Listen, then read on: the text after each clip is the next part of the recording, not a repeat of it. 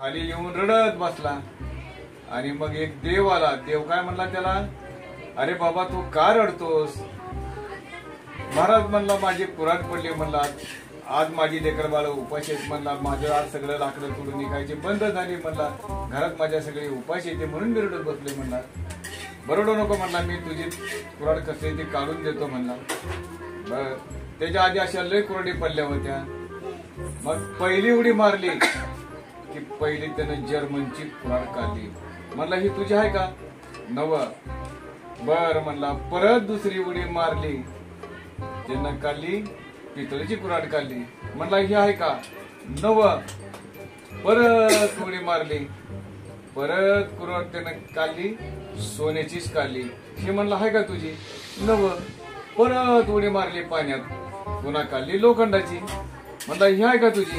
हा म्हणला महाराज हीच माझी कुऱ्हाड आहे म्हणला, हीच. बर म्हणला तू खरं बोलल्याबद्दल ही सगळ्या कुऱ्हाडी तुला बक्षीस. मग तो मोठा झाला. सोन्याची कुऱ्हाड, चांदीची कुऱ्हाड, जर्मनची कुऱ्हाड, सगळ्या कुऱ्हाडी सगळ्या त्याला कोण खात बसला आयुष्यभर. मग चांगला जीवन घर बांधून चांगलं जीवन जगायला लागला.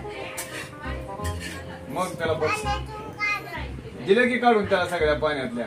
श्रद्धा आवडली का तुला? गोष्ट आवडली? छान आहे. वाजव टाळ्या.